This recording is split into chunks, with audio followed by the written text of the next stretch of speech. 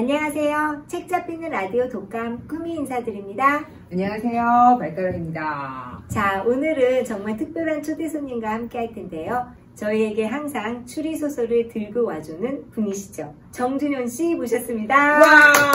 안녕하세요. 반갑습니다. 예, 이번에도 추리소설 들고 온 정준용이라고 합니다. 여러분들과 즐거운 얘기 나누고 싶어서 이렇게 책 들고 찾아왔습니다. 네, 어떤 책이죠? 오늘 제가 들고 온 책은 톰 롭 스미스라는 영국인 작가가 쓴 추리소설 차일드 44고요. 근데 이제 특이하게도 영국인 소설가가 썼지만 소련, 1950년대 소련이 배경인 추리소설이자 역사소설입니다. 저희에게 읽게 한 이유가 있나요? 어떤 동기, 왜 추천했다? 뭐 이런 거. 저도 어떻게 보면 추천을 받은 소설인데 이게 작년부터 이제 뭐 뉴스에 하여튼 러시아 이름이 많이 나오잖아요. 도대체 그 나라가 어쩌다 그 모양 그 꼴이 났는지 궁금해서 여러 책을 찾다가 저도 이제 추천을 이제 받은 책인데. 네. 그럼 발가락 어떤 네. 책이에요? 저도 이 정준현 씨가 입작을 해서 읽었는데 지난번에 저희가 예고편으로 소개해드렸잖아요. 연쇄살인이다. 44명이 죽었다. 여기에만 초점을 두고 말씀을 드렸어요. 근데 책을 읽다 보니까 그게 끝이 아니더라고요. 그게 오늘의 제가 얘기할 핵심인 것 같아요. 자, 어떤 소설이냐면 다시 한번 리뷰를 해드리면 인류 사상 최악의 대기근을 겪던 어느 마을에 배고픔에 허덕이던 어린 소년이 고양이 사냥을 나갔다가 사라진다. 그로부터 20년 후 기차 선로에서 한 소년의 시체가 발견됩니다. 입속에 흙이 가득 찬 채로 유능한 국가안보부 요원 레오는 상부의 지시에 의해 이 사건을 단순 사고로 마무리 짓는다. 완벽한 국가 소비 혜택 범죄가 있을 수 없기 때문에. 그러나 이후 광활한 국토 전체에서 연쇄적으로 아이들 시체가 발견되는데 과연 범인은 누구일까? 표사를 지금 읽은 거죠. 네. 표사를. 책 보면 항상 이 표사를 읽고 책을 사잖아요. 그렇죠. 저는 그러면은 내부 일을 읽겠습니다. 과연 어떤 사람이냐? 작가님이 이렇게 잘생기셨어요. 그쵸? 네. 톰 롭 스미스. 1979년생. 영국에서 태어나셨고, 캠브리지 대학을 졸업해서 BBC에서 드라마 각본을 썼다고 하죠. 이 책은 2008년에 발표한 첫 장편소설인데 대박이 났습니다. 맞아요. 그래서 뭐 해리포터만큼 팔렸다. 그렇게 알려졌죠. 근데 제가 좀 이 작가한테 좀 매력적이었던 게 엄마 아빠가 고물상을 하시더라고요. 고물상이라고 그러죠. 골동품상. 그렇죠. 네. 고물과 골동품 차이가 많이 나는 것 같아요. 골동품으로. 네. 골동품상을 하시더라고요. 그래서 어떻게 보면은 되게 그 역사의 현현을 일상에서 이렇게 맛봐서 역사를 되게 잘 쓰신 역사, 이게 약간 역사서라고 했지만 추리소설이지만 굉장히 역사적인 그 사건과 잘 맞물려서 더 작품성이 있는 것 같아요. 맞아요. 깊이가 있죠. 이게. 네. 왜냐하면 이게 실제로 80년대 그때 일어났던 러시아에서 발생했던 연쇄살인 한 50여 명을 죽인 실제 사건을 자기 나름대로 소화시켜가지고 그렇죠. 50년대로 이 배경을 바꾸고 왜 이 연쇄살인 사건이 일어나는 동안 이 사람을 저지시키지 못했나, 범인을 잡지 못했나, 요거를 사회적으로 문제가 있었다 이쪽으로 몰고 갔거든요, 소설에서. 그래서 이게 조지 해리슨 1984랑 좀 결이 비슷하다고 아까 우리 얘기했잖아요. 근데 사실 이렇게 뭐 전체주의라든가 뭐 문제가 많은 사회를 배경으로 한 소설은 사실 되게 많아요. 많은 작가들이 썼고. 근데 이제 이 소설이 좀 더 우리한테 울림이 있고 좀 더 소름 끼치게 읽히는 이유는 실제로 존재했던 나라잖아요. 물론 이 소설에서 나오는 이 소련은 약간의 창작이 가미됐지만 엄연히 실존했고 그 스탈린 체제. 네. 하여튼 굉장히 고증이 되게 잘 된 소설인 것 같아서 이게 읽다 보면 우리가 사는 세계는 이보다 더한 일이 벌어질 수 있고 이보다 더 안 좋은 결과로 끝맺어질 수 있는데 그러니까 이게 우리 읽으면서 우리 되게 잘 살아야겠구나, 되게 열심히 살아야겠구나, 그러니까 여러 가지 생각이 들게 만드는 소설이라서 들고 그러니까 픽션인데 역사 소설처럼 우리를 낚은 거죠. 그 낚였어요. 픽션으로만 마냥 픽션으로만 읽히지도 않아요. 그러니까 마냥 장르 소설로도 읽히지도 않아요. 이게 약간 경계 있는 느낌을 주면서 이해가 잘 되는 그런 소설입니다. 그렇습니다. 그러면 제가 프롤로그부터 우리 얘기를 해볼까요? 프롤로그 1933년 1월 25일입니다. 근데 그 마리아라는 여자가 이때가 우크라이나 대기근이었거든요. 그러니까 뭐 먹을 게 하나도 없어, 마을에. 근데 고양이를 키웠어요. 그러니까 애묘인인 거지.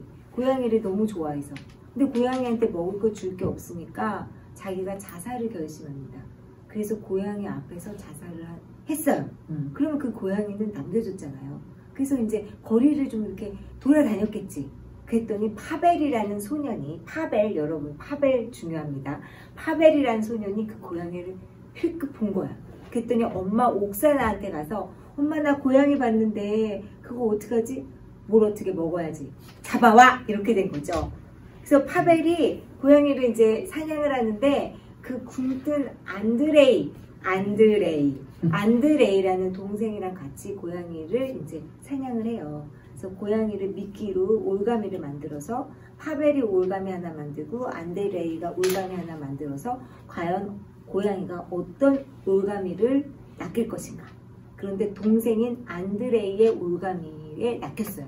그래서 안드레이가 형한테 구박당하면 안 돼 막 이러면서 막 필사적으로 해서 둘이 고양이를 죽입니다. 고양이 사냥에 성공을 해요. 그래서 이제 그거를 집에 가져가야 되잖아요. 근데 이제 그 넝마 같은 걸 안 가져왔어. 그러니까 나무를 해가지고 나무 속에 고양이 시체를 숨겨가지고 가자 한 거죠. 그래서 나무를 이렇게 하는 와중에 파벨과 그 고양이 시신이 어떻게 됐죠, 여러분? 어떤 한 남자에 의해서 그러니까 파벨은 폭행을 당하고 그 고양이 시체는 그대로 가져가 버리는 그런 사건이 일어나면서 프롤로그가 마칩니다. 그리고 20년이 훌쩍 지나게 되죠.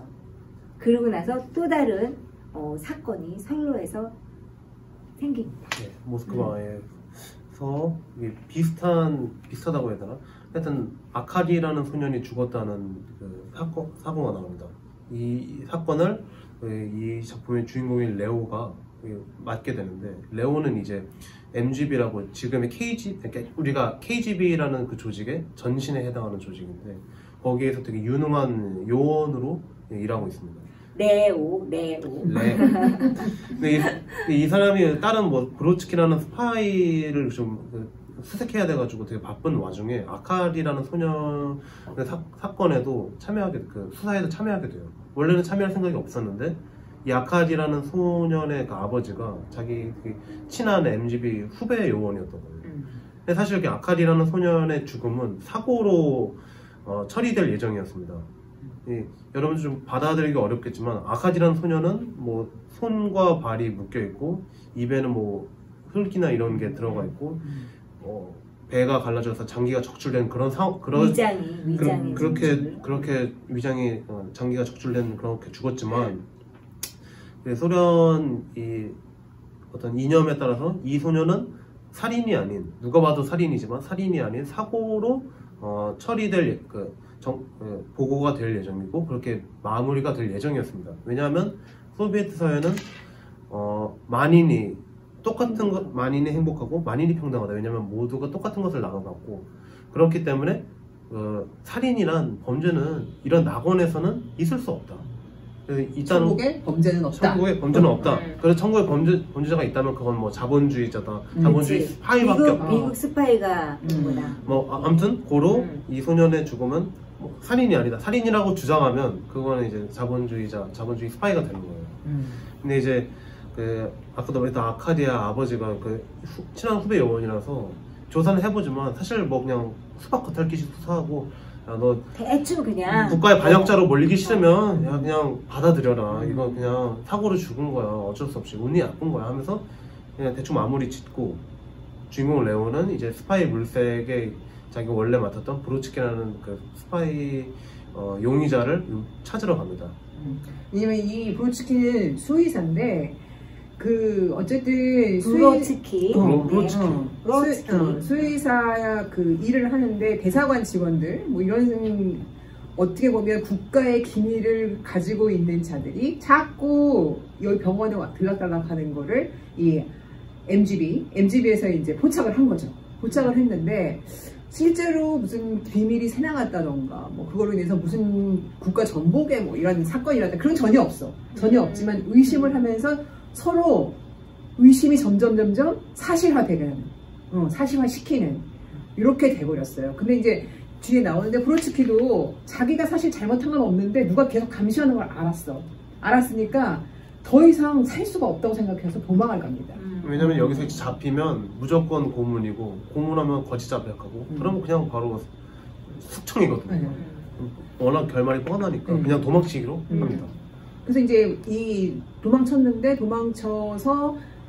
제 친구가 있는 마을로 갔어요. 마을로 갔는데 거기를 이제 이 레오가 쫓아오죠. 쫓아와서 바로 죽이고 자기를 숨겨뒀던 그 가족 부부를 모두 이제 아이들이 보는 앞에서 숙청을 시켜버립니다. 근데 이제 그 과정에서 이 레오가 그 전에 전체주의의 한마디로 뭐 이런 캐릭터로 너무 열심히 했던 거에 약간 의심이 생겼어요. 좀 이 사람이 번아웃 증세라고 해야 되나? 그러니까 되게 열심히 했고 전체주의 사회주의 천병으로서 이렇게 막 열심히 했는데 자꾸 자기가 생사람만 잡고 있는 건 아닌가 이런 거 다 뭐 이념이고 나발이고 날조를 하니까 너무 허황되고 그리고 그냥 음모 아니냐 다 음모이다 이런 게 뭐 쌓이고 쌓여서 그랬는지 이게 브로츠키도 어쩌면 수많은 희생 그의 손으로 만들어낸 수많은 희생자 중 한 명에 불과하지만 갑자기 번아웃이 터져버려서 그 빈틈을 보이고 말이죠. 그렇게 번아웃이 되는 그런 상황에서 그 브로츠키가 자백을 하고 이제 사형을 당했는데 거짓 자백을 하고 거짓 자백을 하고 자백을 하면서 같이 활동했다는 사람의 리스트를 남겼잖아요. 근데 그 리스트 중에 아내의 이름이 있었던 거예요. 레오의 아내 라이사. 그렇죠. 라이사의 이름이 있어서 레오에게 미션이 아내를 미행해서 아내가 진짜 스파이인지 밝혀라. 그리고 진짜 스파이면 고발해라. 이런 임무가 떨어지죠. 그래서 아내를 이제 미행하는 와중에 이반이라는 남자 교사랑 친하게 된 것도 알게 되고 아내가 약간 이상한 낌새가 있었지만 우리 레오는 주인공답게 아내를 밀고 하지 않고 이제 좌천에 당하게 되죠. 근데 말이 조사를 하는 것이 답정너라서 그 아내가 스파이라고 고발하지 않으면 자기의 파멸도 이미 정해져 있는 건데 그럼에도 불구하고 이 남자는 아내를 고발하지 않죠. 스파이가 아니라고. 나중에 스탈린이 죽게 되는 사건. 죽음을 싹 넣어놨습니다. 네. 요거로 인해서 죽진 않았다. 자천만 됐다. 그렇죠. 스탈린의 죽음이 어떻게 보면 레오한테 구세주가 된 거죠. 근데 스탈린이 어떻게 죽었다고 그랬죠? 스탈린이 참 어떻게 보면 자기가 그 전체주의, 소련의 사회주의 전체주의를 완성시킨 장본인인데 어떻게 보면 그것 때문에 본인이 죽었다고 해도 과언이 아니에요. 왜냐하면 이 사람이 독재자로서 군림을 해야 되고 그래야 되니까 국가의 모든 일을 자기가 다 결정을 하고 자기가 마지막에 사인을 해야 되고 그래서 항상 경무에 시달리고 과로에 시달렸죠. 근데 어느 날 갑자기 나이가 나이인지라 발작을 일으켜가지고 집무실에서 혼자 쓰러졌어요. 근데 이제 뭐 출근할 시간 됐는데 이 사람이 나타나지 않아요, 지도자가. 그러면 이제 뭐 그 밑에 보좌관이라든가 왜 안 오시지 왜 안 오시지? 전화 좀 해봐 이거 못하는 거지. 확인하러 가야 되는데 아무도 확인하러 가지 않아요. 왜냐하면 행여 너 내가 오라고 한 적 없는데 왜 너 혼자 판단해가지고 왜 나대? 너 속청 이렇게 될까봐 아무도 전전긍긍 하다가 그렇게 골든 타임이라고 있잖아요. 그걸 놓친 거예요. 그러니까 뭐 정확히 잘 모르지만, 그러니까 하여튼 무슨 병인지는 잘 모르겠지만, 추정컨대 스탈린은 죽는 그 순간까지 몇 시간 넘도록 정말 혼자서 내려왔다. 고독하고 고통스럽게 죽어갔을 거라는 게 되게 정설로 받아들여지고 있고요. 그러니까 어떻게 보면 진짜 웃긴 게 이게 전체주의가, 그러니까 전체를 위해서 국가를 위해서 모두가 거기에만 함몰돼서 이 러시아가 얼마나 큽니까? 얼마나 많은 사람이 살고 있겠어요. 근데 이 많은 소련 사람들을 자기 스스로 생각하고 행동할 줄 모르는 바보로 만들어버린 거예요. 그러니까 그러니 이제 돌발 상황이 발생했을 때 아무도 대처하지 못하고 적절한 대처를 못하고 결국 본인이 죽고 말죠. 그러니까 이 소설도 어떻게 보면 그런 분위기가 아주 극심했을 때를 배경으로 했는데 이 소설에서 보면 주인공 레오나 라이사 뭐 악역이나 다른 캐릭터를 보면 항상 변화를 일으키고 그런 사람들이 다 스스로 생각하고 행동할 줄 아는 사람들이에요. 그래서 저는 그냥 그런 걸 보면서 스스로 생각하고 행동하는 게 되게 중요하고 어떻게 보면 이런 추리소설 읽으면서 이렇게 교훈을 얻는 사람이 있어? 아니 그것도 네, 저는 뭐 생각하기 나름이에요. 아, 네. 어쨌든 그래서 그렇군요. 이렇게까지 비관적인 세상 안에서도 이런 스스로 행동할 줄 아는 것이야말로 되게 희망적인 일일 수 있겠구나. 그렇죠. 영웅의 어떻게 보면 영웅의 일택이죠. 네, 저는 그런 걸 느꼈어. 그래서 일단 회심을 한 우리 그 레오가 회심이라고 해야 되죠. 레오가 부알스크라는 어디 지도를 봐서는 우랄산맥 서쪽 부알스크예요. 우랄산맥 서쪽 부알스크라는 아주 그냥 지방의 민병대로 가게 된 거죠. 엄청나게 저천된 거예요. 엄청 모스크바에서 서쪽으로 간 거야. 차원이 다를 정도. 차원이 당도. 그렇죠. 네. 거기에 네스테로브라는 이제 민병대의 대장이 있었는데 이 대장과 함께 이제 본격적으로 살인 사건을 수사하게 됩니다. 아이러니하게도 그 모든 것을 잃고 나니까 약간 그 어떤 반발 심리라고 해야 되나? 어떤 새로이 몰입할 어떤 대상 사건을 찾다가 아니 체제에 의심이 가는 거지. 또 체제를 내가 플러스 체제도 완전 이제 이렇게까지 신봉하고 개처럼 이랬는데 이렇게 어처구니 없이 이 책에 이렇게 된 바에는 내가 이럴 필요가 있어? 의심하는 거지, 의심. 근데 딱 가자마자 부알스크에 아이가 2명이 죽어요. 한 명은 여자아이고 한 명은 남자아이인데 수법이 똑같아. 아카디가 모스크바에서 죽었다고 하는 그 아카디라는 소년의 사인과 너무나 유사합니다. 이거는 연쇄살인으로밖에는 의심할 수밖에 없어요. 하지만 여기는 소련이죠. 당연히 살인은 무슨 연쇄살인? 더 말도 안 돼요. 그래서 처음엔 아무도 안 믿습니다. 네스토로브도 믿지 않아요. 라이사도 그 레오의 아니 라이사도 믿지 않아요. 너 왜 그런 걸 의심하고 왜 자꾸 수사하려고 하느냐. 이러다 다 죽는다. 얼마나 더 우리가 나락으로 떨어져야 정신을 차리겠느냐. 라이사는 그런 말을 하죠. 우리의 목표는 목숨 유지야. 나 너랑 왜 결혼하는 줄 알아? 너는 되게 낭만적으로 항상 사람들한테 얘기를 하지만 나는 살려고 결혼하는 거야. 너가 나한테 접근했을 때, 레오가 너가 나한테 접근했을 때 나는 너가 국가안보부 MGB 요원이라는 걸 알았어. 근데 너가 나한테 청혼을 했어.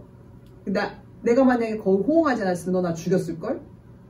그런데 내가 살기 위해서 여태까지 살아왔는데 너가 이런 수사를 하다가 또 우리 자천된 거에 그 장면이 엄청 좋았나봐요. 자천된 거에 가슴이 읽다 보면 죽을 수도 있어. 가슴이 찢어지는 장면이에요. 죽을 수도 있어. 저는 그냥 그 원어브 그 추리소설을 읽었는데 두 분은 굉장히 역사적으로 많이 느끼셨나봐요. 그랬어요. 이런 소시민들의 어떤 정말 비굴하게 살기 위해서 비굴해질 수도 있는 그런 모습들이 되게 역사적이고 그 평민 라이사한테 빙이 된 거죠. 빙이 됐군요. 이게 어떻게 보면 독자가 가장 몰입할 수 있는 등장인물은 라이사일 거예요. 요원들이 아니라 살인범은 당연히 아닐 테고. 살인범한테 감정이입하면 큰일 납니다. 안 됩니다. 안 돼요. 추리소설 그런 식으로 읽으면 안 돼요. 흥분하고 그러네요. 그러니까 추리소설 읽는다고 너 범인 될 거니? 이러면 안 되는 거지. 그래서 범인이 나옵니다. 이제 범인이 등장해요. 범인이 등장하는데 범인이 아까 프롤로그에 나왔던 동명이인인 안드레이로 나옵니다. 그 안드레이가 직업이 출장을 되게 많이 다니는 공장의 부품을 이제 운반하는 직업이에요. 그래서 항상 열차를 타고 이제 이동을 하는데 그 열차에서 얼마나 많은 아이들을 만나겠어요.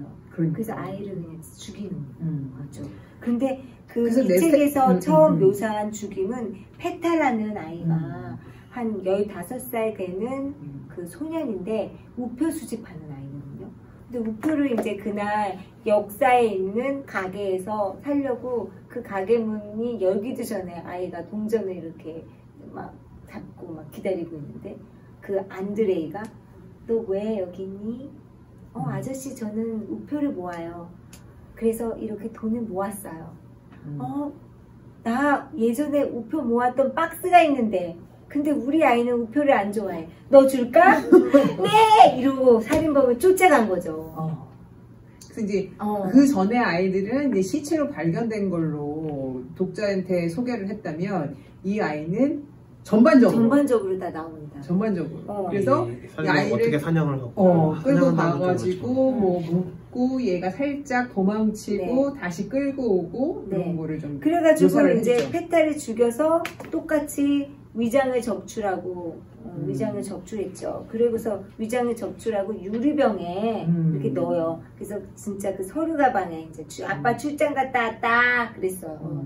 그랬더니 아이가 아빠는 왜 고양이만 좋아해요? 고양이를 키워. 얘가 안드레이가. 그리고 고양이가 엄청 이 고양이가 따라.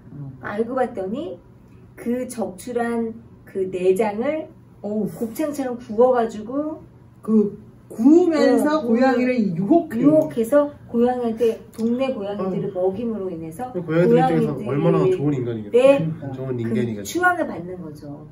그래서 이제 안드레이가 아내도 있고 딸도 있어요. 딸도 둘이나 있어요. 그런 설정도 그러니까 되게 평범하고 되게 가정도 다 이렇고 근데 이런 평범하게 그저는 사람이 이런 말도 안 되는 범죄를 일으키니까 그러니까 사람들은 대목이 좀 무거운 아주 많습니다. 있었으면 진짜.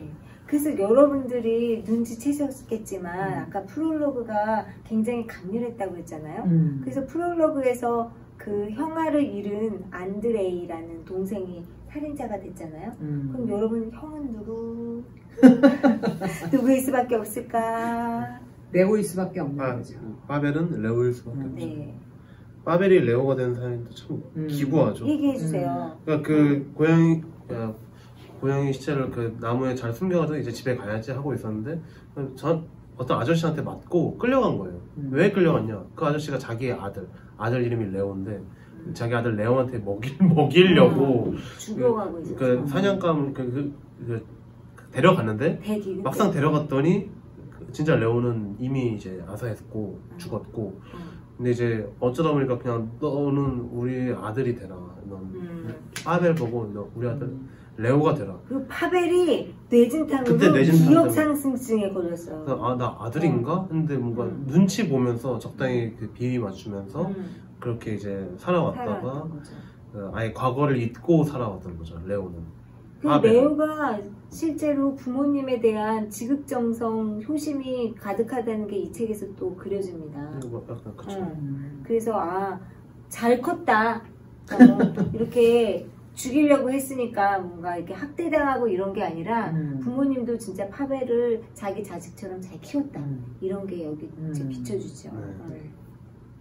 어쨌든 그래서 이제 나중에 이제 이 열차가 섰던 지역을 조사하고 이 공장에 가서 거기를 출장 다녔던 직원을 날짜에 맞춰서 딱 보니까 딱 한 사람. 한 사람밖에 없었습니다. 그래서 이제 이 레오가 그 범인을 갔어요. 갔는데 라이사랑 같이 갔죠. 라이사도 처음에는 목숨 보지가 자기 현안이었는데 뒤에 가서 점점점 내가 이 사회에서 나만 살 수 있는 거면 이 살인자 같은 사람이 없어야지 나도 살 수 있는 거구나를 생각하면서 이제 같이 쫓아갔는데 먼저 이제 레오가 갔어요. 살인자를 만났는데 아는 거지. 우리가 동생이네. 그 장면은 우리 즉석 제안 한번 읽어볼까요? 그 살인자를 누가 하실래요? 레오를 우리 정준영 씨 시켜드릴게요. 살인자를 우리 내가 해야죠. 안드레이 해주시죠. 내가 해야죠. 안드레이 해주시죠. 482페이지. 레오는 동생에게 사과했다. 안드레이는 카드를 집어서 섞었다. 형은 어른이 돼서 나를 찾을 수도 있었어. 노력해 볼 수도 있었잖아. 난 이름도 바꾸지 않았어. 찾기 쉬웠을 거야. 형처럼 권력이 있는 사람이라면 더더욱 그랬겠지. 안드레이, 나는 살아있는 내내 과거를 잊으려고 노력했어. 자라면서 새 부모님과 그 문제를 놓고 대면하기가 두려웠어. 그들이 날 죽이려고 했던 데를 일깨우게 될까봐 새 부모님께 그 문제를 거론하고 싶지 않았던 거야. 나는 매일 밤 땀에 흠뻑 젖은 채 잠에서 깨어나곤 했어. 그들이 마음을 바꿔서 나를 다시 죽이고 싶어 하지 않을까 두려움에 떨었다고. 그들이 나를 사랑하도록 최선을 다했지. 그건 생존에 대한 문제였어. 형은 항상 나 없이 뭔가를 하고 싶어 했지. 날 항상 귀찮아했잖아. 내가 왜 여기 왔는지 알아? 날 죽이러 왔잖아. 사냥꾼이 왜 왔겠어? 형이 날 죽이고 나면 사람들은 날 증오하고 형을 사랑하겠지. 항상 그랬던 것처럼. 안드레, 난 너의 행동을 막고 싶었어. 그 때문에 반역자로 몰렸지만. 왜? 그들은 네가 한 살인들을 모두 다른 사람에게 뒤집어 씌웠어. 많은 무고한 사람들이 네가 저지른 범죄 때문에 직간접적으로 죽었다고. 알겠니? 너의 죄는 국가의 수치가 됐어. 내가 자백서를 쓸게. 자백? 네. 여러분, 열연, 연극을 해야 될 것 같아요, 이거를. 나 살인자 할 수 있을 것 같아. 아니, 소름 끼쳤어요. 되게 연기를. 네. 이런 아무렇지 식으로. 않은 감정 없이. 안드레이는 약 올리고 있네요. 약간 뭔가 그 약간 핀트 어긋난 그 느낌 있잖아요. 둘이 형제가 이게 자기 변명을 하는 거야, 자기 변명을. 대화를 내가 형 없이 이렇게밖에 살 수 없었지 않았어? 형 어떻게 생각해? 형은 나도 살기 위해 사는 거야. 나의 목적은 삶이야. 막 이런 식으로 얘기를 하는 거야. 서로 자기 그 내면에서 살려고 했던 행동들이었다. 그래서 저는 안드레이를 용서는 안 했지만 이해는 돼요. 안 되진 않아. 그러니까 이 작가가 잘 썼다는 게 나중에 뭐야? 이게 아니라 아 그럴 수 있지. 그럴 수 있지.